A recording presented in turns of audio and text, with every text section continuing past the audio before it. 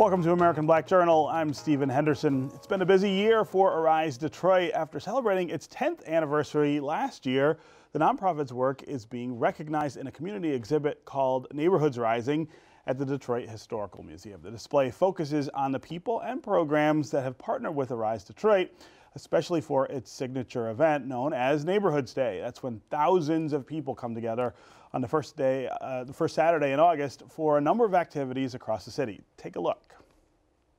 For the last 10 years, we've been working with Arise Detroit. It helps teach self-respect, self-control, self-discipline, and lastly, self-defense. It brings neighbors from all over the city of Detroit together and take the hood out and put neighborhood together.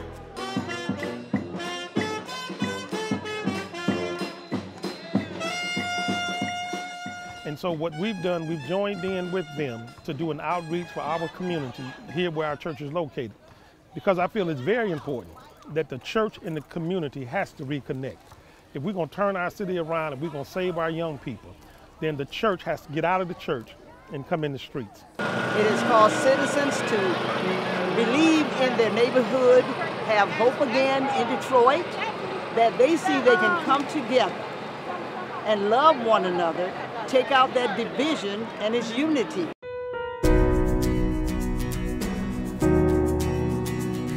We've been part of Arise Detroit Neighborhoods Day for 3 years now. This is our third year to connect with this. And it fits perfectly with the core values and the mission of Rippling Hope. So we have been very glad to connect with Arise Detroit, because what they do, what's happening today is thousands of volunteers are working across the city.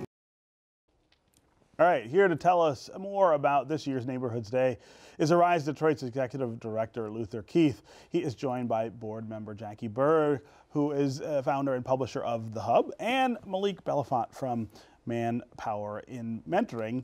That's a participant in the annual event. Thanks to all of you for being here. Thanks for having us. So you could watch in the clip there, Luther, the sort of exuberance that people have, especially like when they join in after a couple of years and they realize that this is something that's happening and that they can benefit from it in their neighborhoods. Yeah, it's truly amazing, Steve, to see how this event has grown. This year, we're being audacious enough to call it the biggest Neighborhoods Day celebration in the nation.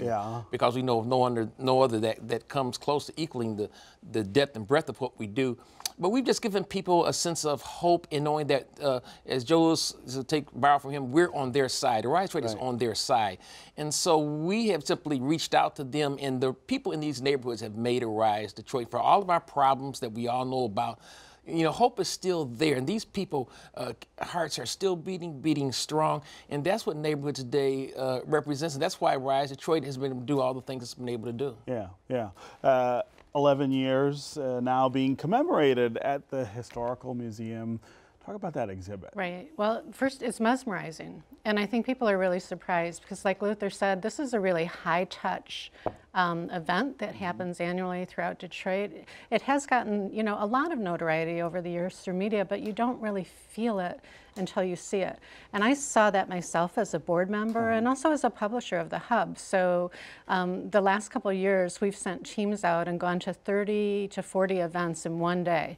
And that's only 10% of the total events that Arise Detroit has. And so you really do get to see that spirit firsthand. And when you witness that much happening for the good of Detroit on one day, it's amazing. The exhibit, talk about how long people can go see that, what they'll learn about. It's up through June 18th. We opened April 22nd. We'll make an announcement soon about where it's going to go from here, because it's going to be a touring exhibit.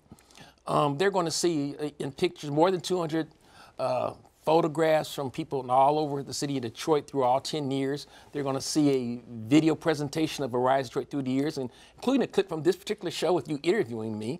But it's up through June 18th at the Detroit Historical Museum, and you're going to see the depth and breadth of what we've been able to do. Neighborhoods Day one of the, it's good and bad, but you can't get a sense of how big it is, as Jackie says. And what you're going to do is walk into this nearly gallery of almost 2,000 square feet of space and see laid out just some amazing pictures and photographs. And you'll notice that everybody in there is smiling. Yeah. And you're going to see tremendous diversity: black people, white people, young people, old people. So this is the reflection of all Detroit. We're in the age of the new Detroit, the old Detroit. This exhibit is about all of Detroit. Yeah, yeah. Talk about how your mentoring program sort of figures into Neighborhoods Day. Well, you know, we learned about Arise and the work that they did about 5 years ago. I said, well, sign me up for that. Manpower Mentoring is a nonprofit organization that actually provides mentoring services, but our goal is, or how we see it, is that mentoring cannot happen without work. So our cleanup projects, along with Arise, has to do with teaching young people how to organize the cleanup events and to coordinate efforts to knock on doors and get the neighbors involved, things of that nature. So it was just a great fit for us. This is extraordinary work that happens every year, as most people who've been involved with it. And I'm just lucky and happy to be able to work with Luther and his organization to be able to pull these things off. But and if I may say, Steve, Malik is a perfect representation of what has made Arise Detroit. These are real Detroiters, and that's what the exhibit reflects. These are real Detroiters. They don't call press conference. They aren't going to see them at the top of the news. They really are the heart and soul of Detroit. And with all the talk about downtown and midtown, which I hope both will do very well, sure, these folks are the heart and soul of this. And Malik and people like him are an amazing testament to the human spirit and what we have here in Detroit. Yeah, yeah. Malik, I'm curious, what you hear from the young men, and I assume some women too, who participate in this, what do you hear back from them about what they're doing? Every year, the feedback is just, it blows us away. And then every year, more and more young people want to be involved. A lot of these young folk end up being young people who don't get to do the summer employment. So they're not employed during the summer, they need something else to do. So we raise money to give them stipends to help them get through that 2 or 3 week period of the time frame that we conduct this activity. And the parents are just ecstatic about it. Now, you know, we sometimes get a waiting list. Hey, we want to sign up because we know you're boarding up houses, we know you're cutting grass, we know you're cleaning curbs, and I want my young man out there too. Yeah. And so it just, that's the kind of feedback we're getting. Yeah. Talk about the difference between what you see in neighborhoods now when they participate in Neighborhoods Day and 11 years ago when you started this. Well, I think we've gotten more people involved. You know, the first Neighborhoods Day in 2007, we had like 55 events all over the city. Last year we had over 300 registered events, which is going to be kind of tough to top this year. Yeah. But what we've seen, we believe, is we've seen more people wanting to get involved. You have to kind of show people what they can do so they can do more than just say, well, I'm going to call a talk show, or they don't know how to organize. They don't know. So somebody has to reach out. What we've been able to do is reach out to them and show them. Then what we do throughout the years, connect them to other organizations, connect them to funders, connect them to strategic planning, connect them to groups that can show them how to form a block club. Yeah. First, you have to light the flame. You have to light the flame and say, I want to do something. But once they say that, they say, well, how do we do it? What do we do? And that's what we've been able to do. And I think it's clear, and when you see how Neighborhoods Day has grown every year. I start getting calls in February. When is that day you guys do every year? And so, you know, there's a lot of work to do. You know, things are not perfect, but we're moving the needle in the right direction. And it takes time. We have to be patient. And so giving up is not an option. Yeah. And when I Neighborhoods Day, and when you walk into, I am so inspired by the heart and soul of these folks in Detroit. It's also viral, I think. Yeah, yeah. So one of the things I've seen as I've been out and about on Neighborhoods Day is not only the events that are happening, but people coming out of their homes that see that something's going on around the corner and then taking part in it. And that has really been amazing to watch. Yeah. I mean, you're somebody who's watched what has happened in Detroit for a long time. Talk about what you see sort of changing with regard to this idea of neighborhoods and the idea that neighborhoods and the people in them can take more responsibility, more action to try to change things. Right. So, you know, I think to a degree, Luther had mentioned it, you know, there's some feeling of invisibility sometimes of neighborhood residents, particularly with the development that's going on.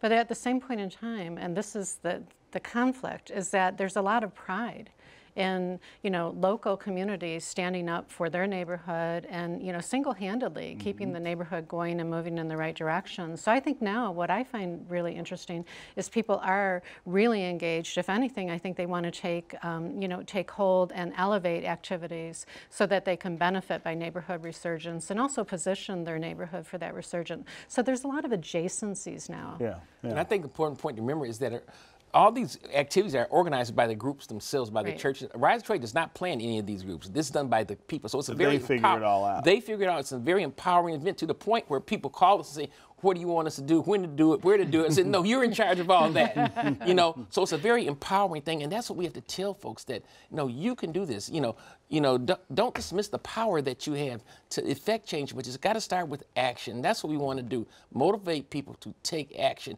And once you do that, you'll find a lot of people will reach out and help you. That's how we move the needle. Yeah. I would be remiss if I didn't mention that you're a great example of that yourself. I mean, somebody who worked for a long time in Detroit as a journalist and decided, here, I can go do something different that moves the needle in a really different way. Well, it's only because of the people the good Lord sent to me. And I'm truly amazed. And one of the things you'll see in the exhibit is the little scrabble of an idea that I wrote 12 years ago with an idea for some kind of new community organization that, lo and behold, ended up becoming Arise Detroit. Is that right? Yeah, but it's because of the people. And I like to say, and I said this before, Arise Detroit is not an idea whose time has come. It's an idea that the people want to come to. That is what has made it. Yeah. Okay. Well, congratulations on 11 years. People can go to the Historical Museum through the 18th to see. Through the 18th, and they can register for Neighborhoods Day at our website, arisedetroit.org. And one thing I want to say, speaking of being remiss, I want to thank you, Steve, personally, for reaching out to us and giving us this forum, because I often say the media and all its forms is the most powerful force on the planet. And so as the work is done, the message must be communicated, and that has been a big part of our success. And thank you for that. Look forward to you guys coming every year. Thank all right. you. Yeah. All right. Thanks very much for being here.